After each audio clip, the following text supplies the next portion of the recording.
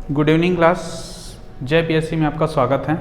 आज हम लोग छत्तीसगढ़ के सबसे महत्वपूर्ण टॉपिक छत्तीसगढ़िया ओलंपिक के बारे में थोड़ा सा विस्तार से जानने की कोशिश करेंगे कि यह छत्तीसगढ़ के करेंट अफेयर में कितना इंपॉर्टेंट रोल अदा करता है। वर्तमान में बात करें तो छत्तीसगढ़ के जो करेंट अफेयर के जो पैटर्न है बहुत ही डिफ्ट लेवल पे जा रहा है। इसमें चरणबद्ध तरीके से एवं कूटबद्ध तरीके से पूछा जा रहा है। अब वो ज़माना अलग रह गया जहाँ पे पीएससी में केवल वन लाइनर फैक्ट आते थे कि इसमें कौन सा सम्मेलन हुआ, कहाँ हुआ, बस ये जानने से। अब आपको एक ही जो कोई भी योजना या कोई भी आयोजन होता है उनके बारे में आपको कम से कम 4 से 5 फैक्ट जानने पड़ेंगे। तो इसी चरण में हम लोग चालू करेंगे कि छत्तीसगढ़ के जो करंट हैं, जितने सारे हमारे जो हॉट टॉपिक हैं, उनको हम क्या करेंगे चरणबद्ध तरीके से इसको हम लोग ऑनलाइन आपको वीडियो सब प्रोवाइड कराया जाएगा। इसके साथ ही कुछ अलग सब्जेक्ट हैं, प्रीवियस ईयर क्वेश्चन पेपर हैं, जैसे कि हिस्ट्री हो गया, पॉलिटी हो गया, इकोनॉमिक्स हो गया, और छत्तीसगढ़ के ही क्वेश्चन को हम एक एनालिटिकल अप्रोच के साथ अध्ययन करने की कोशिश करेंगे। ठीक है। नमस्कार, मेरा नाम है नंदलाल साहू और हम आज पढ़ते हैं छत्तीसगढ़िया ओलंपिक। ठीक है। छत्तीसगढ़िया ओलंपिक यह वर्तमान सरकार भूपेश जी का एक नया इनोवेशन फैक्टर है। इनोवेशन इसलिए कहा जाएगा क्योंकि इससे पहले किसी ने अभी तक के ऐसा कोई आयोजन नहीं कराया है जहां पे अलग अलग वर्ग के लोग भी क्या कर सकते हैं, राज्य सरकार में अपनी प्रतिभा को दिखा सकते हैं। जैसे कि अलग अलग वर्गों की बात इसलिए कर रहा हूं क्योंकि 40 वर्ष से अधिक हैं तो आज के दौर पे माना जाता है कि खास तौर पे हमारा जो चरण चल रहा है स्वास्थ्य के प्रति जागरूकता छत्तीसगढ़ में बहुत ज़्यादा है। आज का दौर मोटापा से, कुपोषण से बहुत ज़्यादा ग्रसित है। तो छत्तीसगढ़ की जो इमेज है कहीं ना कहीं एक स्वस्थ छत्तीसगढ़ की ओर लेके जाने की कोशिश किया जा रहा है। इसी चरण में हम लोग बात करें तो अगर इसका छत्तीसगढ़िया ओलंपिक का उद्देश्य देखें तो स्थानीय और पारंपरिक खेलों में बढ़ावा देने के अभिनव पहल। 2 चीज़ें होता है, एक तो क्या होगा कि आपका हेल्थ जो रहेगा, जितने सारे हमारे हेल्थ अपडेट हैं, हमारे स्वास्थ्य के प्रति जागरूकता है वो बहुत ज़्यादा देखने को मिलेगी। और इसके साथ साथ हमारे जो पारंपरिक खेल हैं जो विलुप्त होते जा रहे हैं, जैसे कि अगर हम लोग बात करें तो गिल्ली डंडा हो गया, गिल्ली डंडा। ठीक है। इसके साथ साथ हम लोग बात करें खो खो, कबड्डी हो गया, जो आजकल के बच्चे क्या कर रहे हैं कि ऑनलाइन मोबाइल के चलते, ठीक है, जितने सारे चीज़ों में व्यस्तता के चलते ये सारी चीज़ें धीरे धीरे भूल जा रहे हैं। तो छत्तीसगढ़ की लोकल संस्कृति को आगे बढ़ाने के लिए कहीं ना कहीं छत्तीसगढ़िया ओलंपिक सबसे बड़ा महत्वपूर्ण रोल अदा करता है। वर्तमान में अगर हम एकेडमिक लेवल पे बात करें तो छत्तीसगढ़ प्री, मेंस और इंटरव्यू, इन तीनों में कहीं ना कहीं ये बहुत ज़्यादा हॉट टॉपिक रहेगा। ओके। तो इसका उद्देश्य क्या होगा कि हमारे स्थानीय और पारंपरिक खेलों को बढ़ावा देने के लिए एक अभिनव पहल है, एक इनोवेशन फैक्टर है। ये इंपॉर्टेंट है कि यहाँ का तिथि के याद करना है तो 6 अक्टूबर से 6 जनवरी तक के 2023 तक के इसका प्लानिंग था कि 6 अक्टूबर 2022 से लेके 6 जनवरी 2023 तक के, अर्थात अगर हम लोग टोटल देखें तो लगभग अक्टूबर, नवंबर, दिसंबर 30 दिन, मतलब 3 महीने, मतलब 90 दिवस का यहाँ पर्टिकुलर आयोजन था। 90 दिवस यहाँ प्लान किया गया था।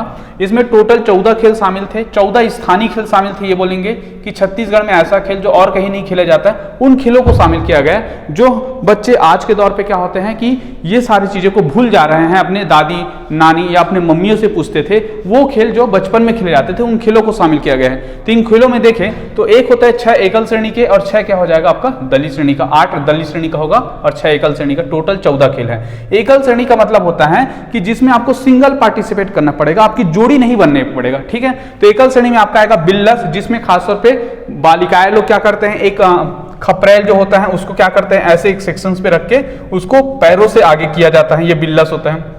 दूसरा होता है फुगड़ी। फुगड़ी बहुत ही कहीं फुर्ती का खेल है जिसमें आपके पैरों का जो हलचल रहता है कंटिन्यू रहना चाहिए। अभी हाल ही में इसका रिजल्ट आया 2.5 मिनट तक के, एक 60 साल की जो महिला थी उन्होंने कंटिन्यू किया।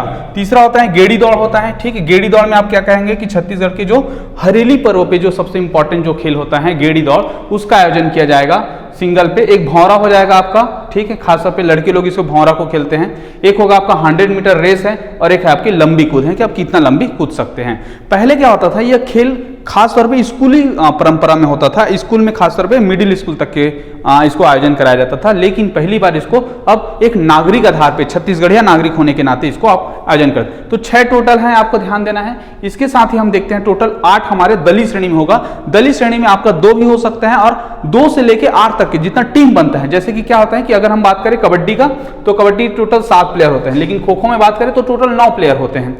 ठीक है। बाटी में भी ऐसे जोड़ी बन गए। लंगड़ी दौड़ में आपका 2 लोग का जोड़ी बनेगा। ठीक है।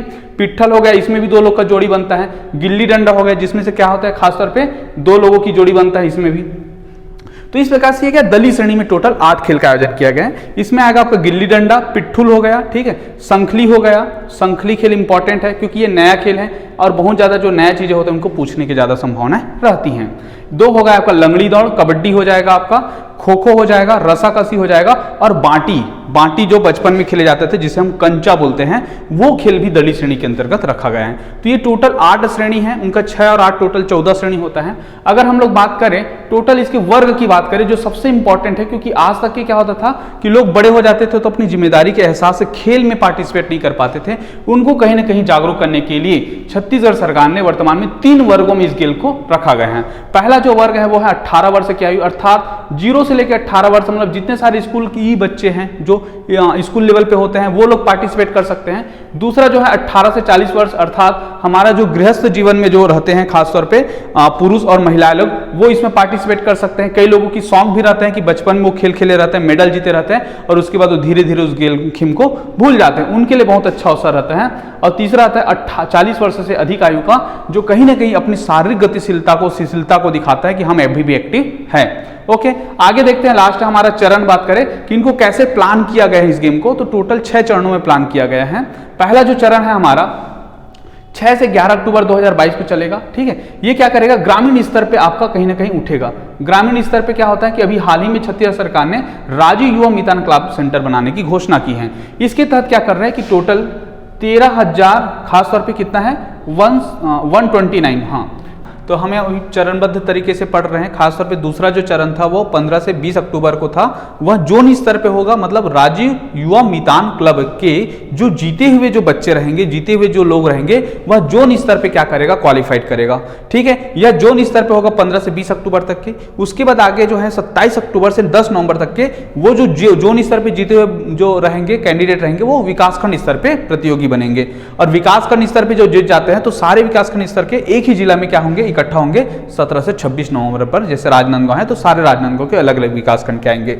इसके बाद जब जिला स्तर पे हो जाएगा तो 5 से 14 दिसंबर को संभाग स्तर पे रायपुर संभाग, बिलासपुर संभाग और दुर्ग संभाग ऐसे करके आएंगे। और जब संभाग स्तर पे आप विजयी हो जाएंगे तब आपको राज्य स्तर पे 28 दिसंबर से लगभग 10 जनवरी 2023 तक के यहाँ कंप्लीट कराने का बहुत महत्वपूर्ण योजना है। इसके आधार पे हम लोग बात करें, कहीं ना कहीं मेंस की टॉपिक से भी इंपॉर्टेंट है। इसके साथ ही अगर हम बात करें ओलंपिक का, तो यूनान 1896 से चालू हुआ था, रैले मसाल से इसकी स्टार्ट की जाती है। राष्ट्रीय एकता का प्रतिनिधित्व है।